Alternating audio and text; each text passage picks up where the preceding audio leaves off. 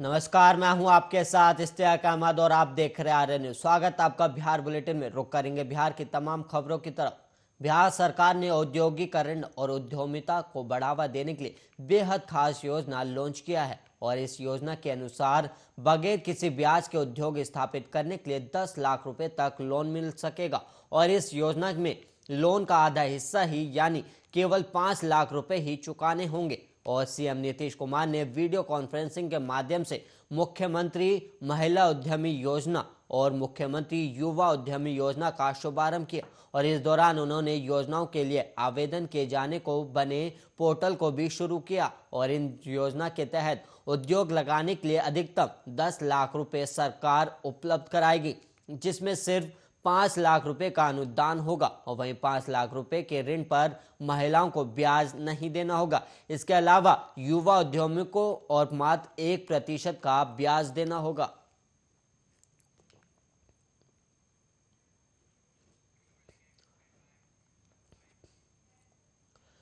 हड़ताल के दौरान इंडियन बैंक के असिस्टेंट मैनेजर शराब पीकर बैंक बंद कराने पहुंचे थे और नशे में इस कदर टल्ली थे कि ठीक से चल भी नहीं पा रहे थे और पुलिस को इसकी सूचना मिली और उन्हें गिरफ्तार कर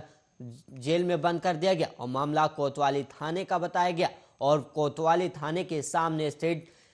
इंडियन बैंक के असिस्टेंट मैनेजर आलोक राज शास्त्री नगर थाने के खाजपुरा के रहने वाले हैं और पुलिस ने ब्रेथ एनालाइजर से उनकी जांच की, तब पता चला कि उन्होंने अत्यधिक शराब पी रखी है और पुलिस ने बताया कि आलोक अपने घर से ही शराब पीकर धरने में शामिल होने आए थे और प्रदर्शन की समाप्ति के बाद असिस्टेंट मैनेजर घर निकालने वाले ही थे और उन्होंने अपनी बाइक कोतवाली टी के पास बैंक के गेट पर खड़ी कर दी और जब वो बाइक निकालने लगे तब लड़खड़ाने लगे। इस पर ट्रैफिक के एक जवान ने उन्हें टोका भी और ट्रैफिक के जवान के टोकने पर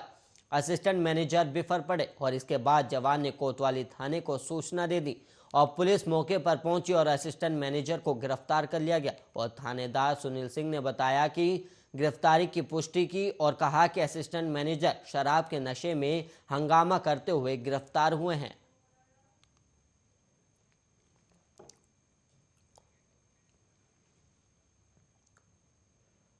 और वहीं बिहार के अररिया जिले के पॉक्सो विशेष न्यायालय के स्पेशल जज शशिकांत राय की अदालत का एक दिन में गवाही, बहस और सजा सुनाने का फैसला अब राष्ट्रीय रिकॉर्ड बन गया है और इस आदेश को बिहार सरकार के गृह विभाग के अभियोजन निदेशालय पटना ने नया राष्ट्रीय रिकॉर्ड बताते हुए पत्र भी जारी किया और इससे पहले मध्य प्रदेश का 3 दिनों में गवाही, बहस और फैसला सुनाने का रिकॉर्ड दर्ज किया गया था, जिससे बिहार ने तोड़ दिया है और अब पॉक्सो एक्ट विशेष न्यायालय के स्पेशल जज शशिकांत राय की अदालत ने 15 दिसंबर को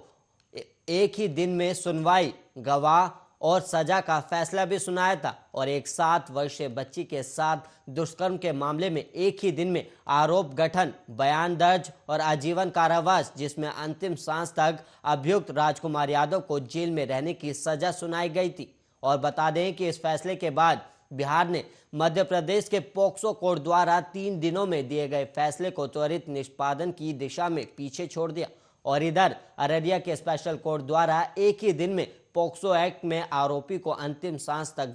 जेल की सजा सुनाने का फैसला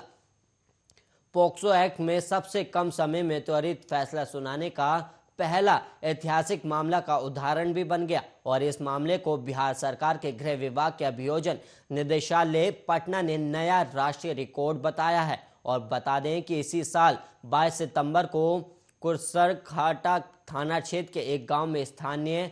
28 वर्षीय राजकुमार यादव नामक एक युवक ने 7 वर्षीय बच्ची को दुकान ले जाने का झांसा देते हुए उसके साथ जबरदस्ती दुष्कर्म को अंजाम दिया था।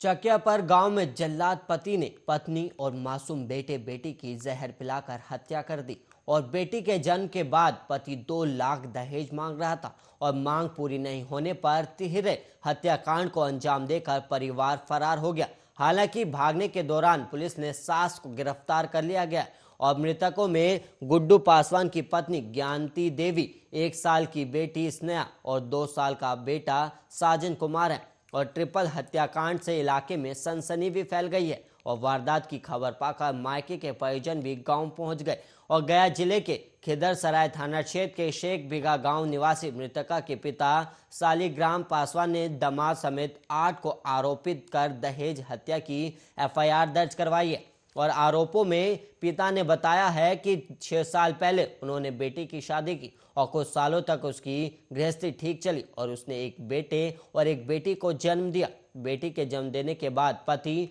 और ससुराल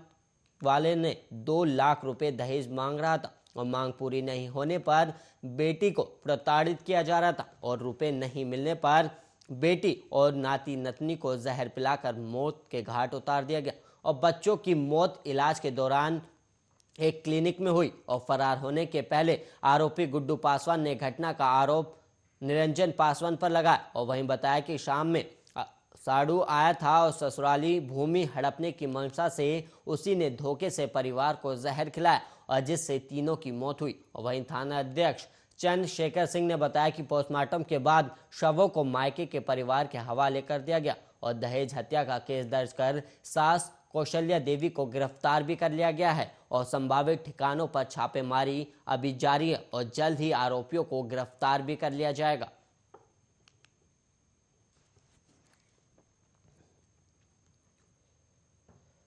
और वहीं पटना में एक बैंक कर्मी सहित 2 लोग कोरोना पॉजिटिव पाए गए हैं और अब बड़ी चुनौती बैंक कर्मी के कॉन्टैक्ट ट्रेसिंग की है। और बैंक में हर दिन अधिक संख्या में लोगों का आना जाना होता है और ऐसे में कर्मचारी से कितने लोगों में कोविड हुआ इसकी अभी पड़ताल की जा रही है। और बीते 24 घंटे में बिहार में 8 लोग संक्रमित हुए और 10 लोगों ने कोरोना को मात भी दी, लेकिन इसके बाद एक्टिव मामलों की संख्या 81 पहुंच गई। और बैंककर्मी बाहर का रहने वाले हैं और लेकिन पटना में नौकरी करते और वो बोरिंग रोड इलाके में रहते और स्वास्थ्य विभाग की टीम उसके संपर्क में आने वालों की तलाश कर रही है। पहले तो उसे ट्रेस करने में समस्या क्योंकि उसका पता सारण था और कॉन्टैक्ट नंबर से तलाश करने के बाद पता चला कि वो पटना में बैंक में काम करता है और बैंककर्मी की ट्रैवल हिस्ट्री के साथ उसके संपर्क में आए लोगों की छानबीन भी की जा रही है। और स्वास्थ्य विभाग अब बैंककर्मी के संपर्क में आए लोगों की लिस्ट बनाकर उनकी कोरोना जांच करवाएगा। और पटना में 2 नए संक्रमितों के साथ अब संक्रमितों की कुल संख्या 1,47,155 हो गई और अब तक पटना में 1 लाख लोग कोरोना को मात भी दे चुके हैं, जबकि 2,787 की जान गई हुई है। और वहीं बिहार में 8 नए मामलों के साथ अब संक्रमितों की संख्या 7,26,359 हो गई है और इसमें 7,14,184 लोगों ने कोरोना को मात दी, जबकि 12,093 लोगों की कोरोना संक्रमण के चलते मौत हो गई। और वहीं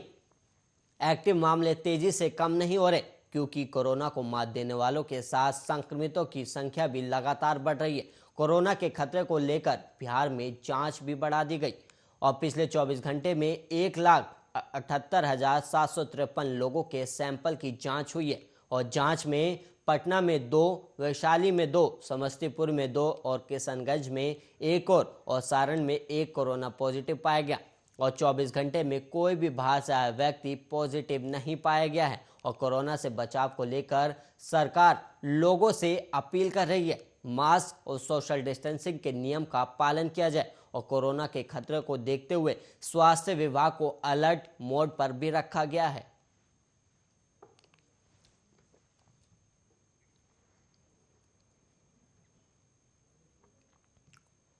गया के महाबोधि मंदिर में 19 जनवरी 2018 को विस्फोट और बमों की बरामदगी मामले में पटना की विशेष नेशनल इन्वेस्टिगेशन एजेंसी अदालत ने 3 दोषियों को उम्र कैद की सजा सुनाई है और साथ ही 5 दोषियों को 10-10 साल जेल की सजा सुनाई गई। और विशेष न्यायाधीश गुरविंदर सिंह मल्होत्रा की अदालत ने शुक्रवार को सजा का ऐलान किया है और अदालत ने 10 दिसंबर को सभी को अलग अलग धाराओं में दोषी करार दिया था और सभी फिलहाल पटना के बेऊर जेल में बंद है। और विशेष पब्लिक प्रोसिक्यूटर ललन प्रसाद सिन्हा ने बताया कि 10 दिसंबर को सभी 8 दोषियों से स्वेच्छा से अपना अपराध कबूल कर लिया था और इन सभी को आईपीसी की विभिन्न धाराओं, गैरकानूनी गतिविधि अधिनियम और विस्फोटक पदार्थ अधिनियम के तहत दोषी करार दिया गया है और मामले में 9वें आरोपी जाहिद उल इस्लाम ने अपना जुर्म नहीं कबूला और उसके खिलाफ अभी सुनवाई जारी रहेगी।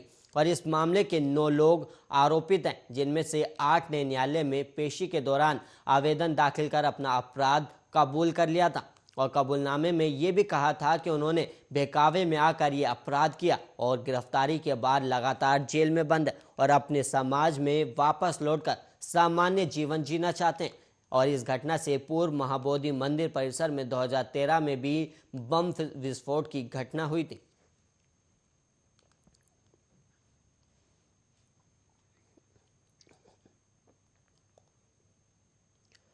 बिहार के गोपालगंज जिले में शुक्रवार को काम के दौरान मजदूर की मौत के बाद परिजनों ने जमकर हंगामा किया है और घटना जिले के बैंकुटपुर थाना क्षेत्र के राजापट्टी गांव स्थित सोना सटी ऑर्गेनिक प्राइवेट लिमिटेड कंपनी की है, जहां मजदूर की 3 मंजिला इमारत से गिरकर मौत हो गई। और वहीं मजदूर की मौत के बाद परिजनों ने कंपनी के अधिकारियों पर लापरवाही का आरोप लगाते हुए हंगामा खड़ा कर दिया। हालत बिगड़ते देख मौके पर पुलिस बुलानी पड़ी और मृतक मजदूर बैंकुटपुर के सोनवलिया गांव निवासी 35 वर्षीय राजदेव राय बताया गया। और वहीं बताया जाता है कि उक्त कंपनी में मजदूरी करने वाला राजदेव राय शुक्रवार की शाम में 3 मंजिला इमारत पर वेल्डिंग करने के लिए चढ़ा था, लेकिन उसकी सुरक्षा के लिए कोई इंतजाम नहीं किया गया और काम करने के दौरान अचानक पैर फिसलने से मजदूर नीचे गिर गया, जिससे उसकी मौके पर ही मौत हो गई। और मौत की खबर मिलते ही कंपनी के मजदूरों ने काम बंद कर दिया और हंगामा शुरू कर दिया गया।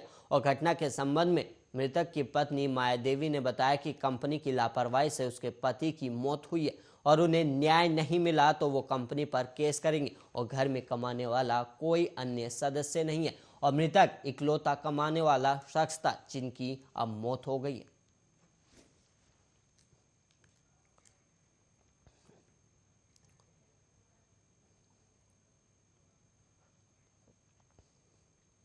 बिहार की राजधानी पटना में शुक्रवार को पटना हाईकोर्ट के एक अधिवक्ता पर एफआईआर दर्ज कराने का मामला सामने आया और मिली जानकारी के अनुसार पटना से सटे परसा बाजार थाना क्षेत्र के कुरथोल निवासी अखिलेश्वर कुमार सिंह के बेटे दिनेश उर्फ दिनेश कुमार के खिलाफ फेसबुक पर आपत्तिजनक पोस्ट करने के मामले में आर्थिक अपराध थाने में प्राथमिकी दर्ज कराई गई है। और प्राथमिकी आर्थिक अपराध थाना के एसएचओ संजय कुमार वर्मा ने 15 दिसंबर को दर्ज कराई। और बता दें कि अधिवक्ता दिनेश कुमार फेसबुक पर किए गए आपत्तिजनक पोस्ट पर संज्ञान लेते हुए आर्थिक अपराध थाना के एसएचओ ने भारतीय दंड प्रावधान की धारा 201, 504 और 505 आईपीसी की धारा 66 और 67 के तहत प्राथमिकी दर्ज करवाई है। दरअसल आर्थिक अपराध यूनिट के एडीजी ने 21 जनवरी 2021 को निर्देश जारी किया था कि वैसे लोग जो सोशल मीडिया साइट पर केंद्रीय मंत्री, सांसद, विधायक या अन्य सरकारी अधिकारियों के खिलाफ आपत्तिजनक टिप्पणी करते हैं तो उनके खिलाफ कार्रवाई करें। और ऐसे में इस निर्देश को ध्यान में रखते हुए एफआईआर दर्ज कराई गई है। और उन्होंने बताया कि फेसबुक पर पोस्ट करने के बाद अब दिनेश द्वारा सभी सूचनाओं और सामग्री को डिलीट कर दिया गया और जिससे ये प्रतीत होता है कि उन्होंने कार्रवाई से बचने के लिए साक्ष्य मिटाने की नीयत से ऐसा किया और ऐसे में उनके खिलाफ एफआईआर करानी पड़ रही है। और हमारी मांग है कि उनके खिलाफ जांच हो और कार्रवाई की जाए।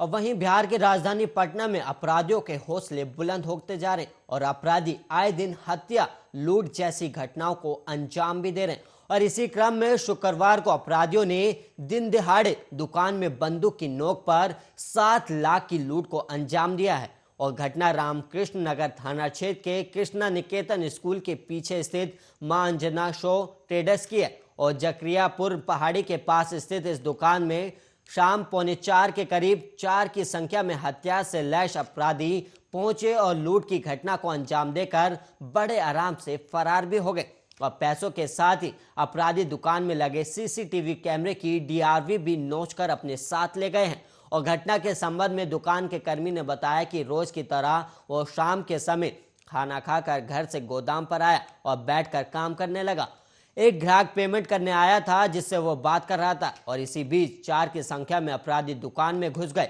और कनपट्टी पर बंदूक सटा दी और इसके बाद उन्होंने दराज में रखे पैसे निकाल लिए और फिर लॉकर की चाबी मांगने लगे। और इधर घटना के बाद कर्मी ने पुलिस को सूचना दी और सूचना पाकर स्थानीय थाने की पुलिस मौके पर पहुंची और मामले की जांच जुटाई गई। और फिलहाल इस मामले में पुलिस कुछ भी कहने से अभी बच रही है। और इधर दुकान के मालिक ने करीबियों पर ही लूट की घटना को अंजाम देने का आरोप लगाया है।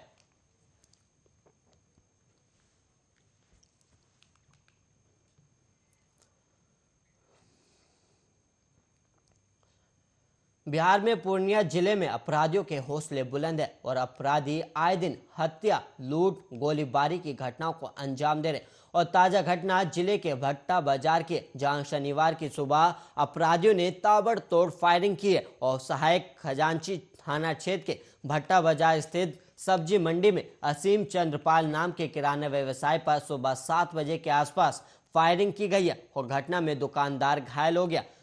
मिली जानकारी के अनुसार रोज की तरह आज भी असीम ने दुकान खोली थी, लेकिन दुकान खोलने के तुरंत बाद ही अज्ञात अपराधी पहुंचे और ताबड़तोड़ गोलियां बरसा दी गई और गोलियां असीम के पेट में लगते हुए निकली है। और इस दौरान असीम और अपराधी के बीच झड़प भी हुई और हाथापाई के दौरान अपराधियों की बंदूक से मैगजीन निकल गई और ऐसे 3 जिंदा गोली सहित मैगजीन और 2 जिंदा गोलियां जमीन पर बिखरी पड़ी है। और जबकि एक खोखा घटनास्थल से बरामद भी हुआ है। और हालांकि असीम ने हिम्मत दिखाते हुए अपराधी को पटकनी दे दी थी, लेकिन गोलीबारी में घायल असीम ज्यादा देर तक संभल नहीं पाया और अपराधी वहां से जान बचाकर फरार होने में कामयाब हो गया। और घटना की सूचना मिलते ही सहायक थाना पुलिस मौके पर पहुंची और जांच में जुट गई और इसी दौरान एक संदिग्ध को पुलिस ने खदेड़ा, लेकिन वो भी भागने में सफल रहा।